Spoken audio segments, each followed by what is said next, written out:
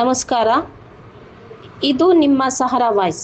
ಇಂದು ಕರ್ನಾಟಕ ಸರ್ವ ಜನಾಂಗ ಸಂರಕ್ಷಣಾ ವೇದಿಕೆ ವತಿಯಿಂದ ತುಮಕೂರು ಜಿಲ್ಲಾ ಆಸ್ಪತ್ರೆಯಲ್ಲಿ ಸೇವೆ ಸಲ್ಲಿಸುತ್ತಿರುವ ನ್ಯೂರೋ ಸರ್ಜನ್ ದರ್ಶನ್ ರವರಿಗೂ ಹಾಗೂ ಜಿಲ್ಲಾ ಶಸ್ತ್ರಚಿಕಿತ್ಸಕರಾದ ಅಸ್ಗರ್ ಬೇಗ್ ರವರಿಗೆ ಸನ್ಮಾನಿಸಲಾಯಿತು. ಈ ಸಂದರ್ಭದಲ್ಲಿ ಶಾಬಾಸ್ ಪಾಷಾ, ಇಬ್ರಾಹಿಂ, ಇಮ್ರಾನ್, ಸುಬ್ರಮಣಿ ಉಪಸ್ಥಿತರಿದ್ದರು.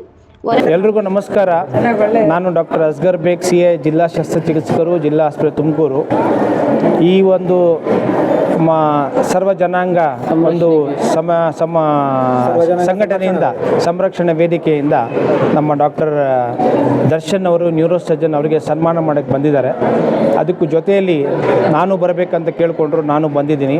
ಯಾಕೆಂದರೆ ನಾನು ಅಂದ್ಕೊಂಡಿದ್ದೆ ನಾನೇ ಒಬ್ಬನೇ ಸೇವೆ ಮನೋಭಾವ ಇದ್ದೀನಿ ಅಂತ.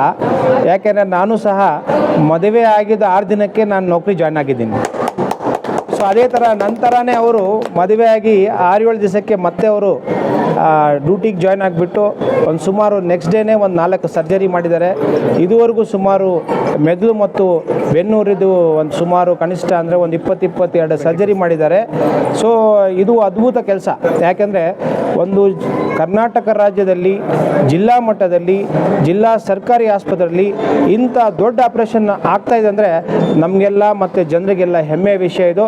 ಯಾಕೆಂದರೆ ಇದೇ ಆಪ್ರೇಷನ್ ಹೊರಗಡೆ ಹೋಗಿ ಮಾಡಬೇಕಾದ್ರೆ ಕನಿಷ್ಠ ಅಂದರೆ 2.5 ಲಕ್ಷದಿಂದ 5 ಲಕ್ಷ ರೂಪಾಯಿ ಖರ್ಚು ಬರ್ತಾಯಿತ್ತು. ಇನ್ನೂ ಅಪೋಲೋ ಆ ಥರ ಹೋದರೆ 10-15 ಲಕ್ಷ ಆಗ್ತಾಯಿತ್ತು.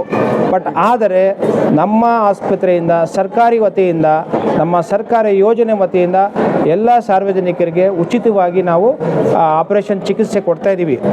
ಷರತ್ತು ಏನಂದರೆ ಅವರು BPL ಕಾರ್ಡ್ ಹೊಂದಿರಬೇಕು ಹಾಗೂ ಮತ್ತು ಆಧಾರ್ ಕಾರ್ಡ್ ಅಪ್ಡೇಟ್ ಆಗಿರಬೇಕು.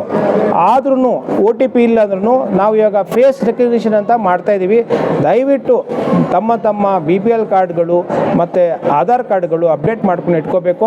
ಯಾಕೆಂದರೆ ಸರ್ಕಾರದಿಂದ ಹಲವಾರು ಯೋಜನೆಗಳಿದೆ, ಹಲವಾರು ಚಿಕಿತ್ಸೆಗಳು, ಸವಲತ್ತುಗಳು ಫ್ರೀಯಾಗಿ ಸಿಗ್ತಾಯಿದೆ. ಜನರು ಇದಕ್ಕೆ ಸದುಪಯೋಗ ಪಡ್ಕೊಂಡು ತಮ್ಮ ಜೀವನವನ್ನು ಆರೋಗ್ಯಕರವಾಗಿ ಇಟ್ಕೊಂಡು ನಾವು ಅವರಲ್ಲಿ ಕೇಳ್ಕೊಳ್ತೀನಿ.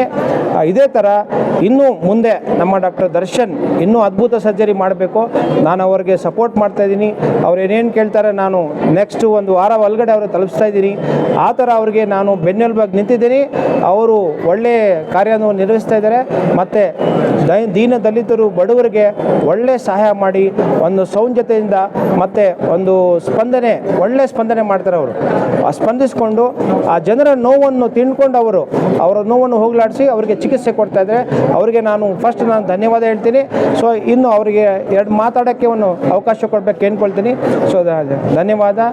ಜೈ ಹಿಂದ್, ಜೈ ಕರ್ನಾಟಕ. ನಾನು ನ್ಯೂರೋ ಸರ್ಜನ್ನು, ಅಂದರೆ ಮೆದುಳಲ್ಲಿ ಮತ್ತು ನರದಲ್ಲಿ ಆಪರೇಷನ್ ಮಾಡುವಂಥ ಡಿಪಾರ್ಟ್ಮೆಂಟು.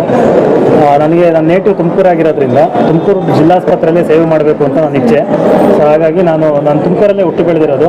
ತುಮಕೂರು ಜನತೆಗೆ ನಾನೇನು ವಿದ್ಯೆ ಕಲ್ತಿದ್ದೀನಿ ಅದರಿಂದ ಜನರಿಗೆ ಬೆನಿಫಿಟ್ ಆಗಬೇಕು ಅಂತ ಅಂದ್ಬಿಟ್ಟು ನಾನು ಜಿಲ್ಲಾಸ್ಪತ್ರೆ ಜಾಯಿನ್ ಆಗಿ ಜಿಲ್ಲಾಸ್ಪತ್ರೆಯಲ್ಲೇ ನರರೋಗ ಶಸ್ತ್ರಚಿಕಿತ್ಸೆಯನ್ನು ಸ್ಟಾರ್ಟ್ ಮಾಡಬೇಕು ಅಂತ ಮಾಡಿದ್ದೀನಿ. ಈಗ ಆಲ್ಮೋಸ್ಟ್ ಸುಮಾರು ಒಂದು 20-22 ಬ್ರೈನು ಮತ್ತು ಸ್ಪೈನ್ ಸರ್ಜರಿಗಳು ಮಾಡಿದ್ದೀವಿ. ಆಲ್ಮೋಸ್ಟ್ ಇಲ್ಲಿ ಬ್ರೈನ್ ಟ್ಯೂಮರ್ ಸರ್ಜರಿನೂ 2 ಬ್ರೈನ್ ಟ್ಯೂಮರ್ ಮಾಡಿದ್ದೀವಿ. ಗ್ಯಾಂಗ್ಲಿಯೋ ಕ್ಯಾಪ್ಸುಲರ್ ಬ್ಲೀಡ್ ಮಾಡಿದ್ದೀವಿ. ಆಮೇಲೆ ಟ್ರಾಮಾ, ಹೆಡ್ ಇಂಜುರಿ ಆಗಿ ಬಂದು ಅಡ್ಮಿಟ್ ಆಗಿರೋವಂಥವ್ರದ್ದು ಆಪರೇಷನ್ಗಳು ಮಾಡಿದ್ದೀವಿ. ಬೆನ್ನಲ್ಲಿ ಆಪರೇಷನ್ನು ಸುಮಾರು ಒಂದು 10-12 ಕೇಸಸ್ಸು ಡಿಸ್ಕಿನ್ ಸಮಸ್ಯೆ, ಮೂಳೆ ಫ್ರ್ಯಾಕ್ಚರ್ ಆಗಿರೋರು, ನರ ಒತ್ತಡದಲ್ಲಿರುವಂಥವ್ರಿಗೆ ಆಪರೇಷನ್ ಮಾಡಿ ಕಳಿಸ್ಕೊಟ್ಟಿದ್ದೀವಿ. ಇದೆಲ್ಲ ಸ್ವಲ್ಪ ಮೇಜರ್ ಆಪರೇಷನ್ನು. ಜಿಲ್ಲಾಸ್ಪತ್ರೆಯಲ್ಲಿ ಈ ಥರ ಎಲೆಕ್ಟ್ರಾನಿಕ್ ಡಿವೈಸಸ್ಸು ಸಪೋರ್ಟ್ ಜಾಸ್ತಿ ಬೇಕಾಗುತ್ತೆ. ಸೊ ಅದಿಲ್ಲದೆ ನಾವು ಮಾಡೋಕ್ಕಾಗಲ್ಲ, ನಾವೇನೇ ಇದು ಮಾಡಿದ್ರು.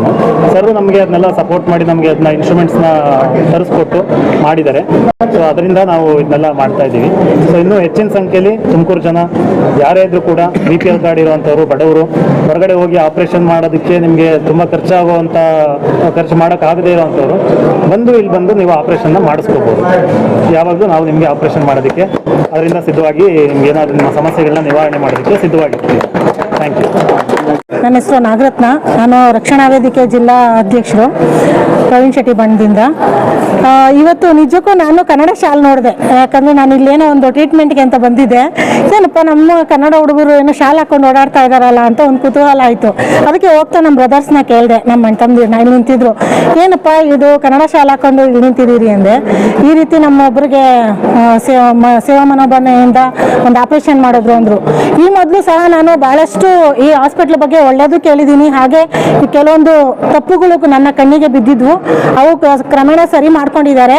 ಆದರೆ ಈ ಒಂದು ಸಮಾಜದಲ್ಲಿ ಇಂಥ ಒಂದು ಸ್ಥಿತಿಯಲ್ಲಿ ಸೇವಾ ಮನೋಭಾವನೆ ಮಾಡೋದು, ಸಂಬಳ ಕೊಡ್ತಾರೆ ಆದ್ರೆ ಕೆಲಸ ಮಾಡಿ ಹೋಗೋಣ ಅನ್ನೋ ಎಷ್ಟೋ ಮನೋಭಾವನೆ ಇಟ್ಕೊಂಡಿರೋರು ಇದ್ದಾರೆ. ಅಂಥದ್ರಲ್ಲಿ ಇಂಥ ಒಂದು ಚಿಕ್ಕ ವಯಸ್ಸಲ್ಲಿ ನಮ್ಮ ತುಮಕೂರು ಜಿಲ್ಲೆಯಲ್ಲೇ ಹುಟ್ಟಿ ಬೆಳೆದು ಈ ಜಿಲ್ಲೆಗೆ ಏನಾದರೂ ಒಂದು ಸೇವೆ ಮಾಡಬೇಕು ಅನ್ನೋ ನಮ್ಮ ಮನೋಭಾವನೆ ಇಟ್ಕೊಂಡು ದರ್ಶನ್ ಸರ್ ನಮಗೆ ಸಿಕ್ಕಿದ್ದಾರೆ. ನಮ್ಮ ತುಮಕೂರು ಜನ ಇದರಿಂದ ಎಲ್ಲರೂ ಕೂಡ ಉಪಯೋಗ ಪಡ್ಕೊಳ್ಳಿ. ಇದರಿಂದ ಇನ್ನು ಮುಂದಕ್ಕೂ ಕೂಡ ನಾವು ಸಹ ಯಾರೇ ಇದ್ರೂ ಅವ್ರಿಗೆ ನಮ್ಮ ಜಿಲ್ಲೆಯಾದ್ಯಂತ ಯಾರೇ ಇದ್ರೂ ಸಹ ನಾವು ನಮ್ಮ ರಕ್ಷಣಾ ವೇದಿಕೆಯಿಂದ ಇರ್ಬೋದು ಅಥವಾ ಬೇರೆ ಕನ್ನಡ ಪರ ಸಂಘಟನೆಗಳಿಂದ ಇರ್ಬೋದು ಅಥವಾ ಯಾವುದೇ ಒಂದು ಸಮಾಜಮುಖಿ ಕೆಲಸದಿಂದ ಇರ್ಬೋದು, ನಾವು ಸಾರ್ನ ಭೇಟಿ ಮಾಡಿಸಿ ಅವ್ರ ಸೇವೆನ ನಾವು ಯಾವುದೇ ಕಾರಣಕ್ಕೂ ಕೂಡ ಬೇರೆ ಕಡೆ ಬಿಟ್ಕೊಡ್ತಾ ಇರೋ ಥರ ನೋಡಿಕೊಂಡು ನಾವು ಅವ್ರ ಸೇವೆನ ನಾವು ಪಡ್ಕೋತೀವಿ. ಹಾಗೆ ಸರ್ರು ಕೂಡ ತುಂಬ ಒಂದು ಸೇವಾ ಮನೋಭಾವನೆ ಇಷ್ಟು ವಯಸ್ಸು ಕಳೆದಿದ್ದಾರೆ ಅಂದರೆ ಅವರ ಒಂದು ಸೇವೆಯನ್ನು ನಾವು ನಿಜವಾಗ್ಲೂ ಗಣನೆಗೆ ತಗೋಬೇಕು. ಇಂಥವ್ರು ಸಿಕ್ಕಿರೋದು ನಮಗೆ ತುಂಬ ಹೆಮ್ಮೆ ಅನಿಸುತ್ತೆ. ನಮ್ಮ ಜಿಲ್ಲೆ ನಿಜವಾಗ್ಲೂ ಪುಣ್ಯ ಮಾಡಿದೆ. ಇವ್ರ ಸೇವೆ ಎಲ್ಲರೂ ಕೂಡ ಪಡ್ಕೊಳ್ಳೋಣ ಅಂತ ಹೇಳ್ತಾ ನಾನು ಎರಡು ಮಾತಾಡೋದಕ್ಕೆ ಅವಕಾಶ ಮಾಡ್ಕೊತಾ ಎಲ್ರಿಗೂ ಧನ್ಯವಾದಗಳು.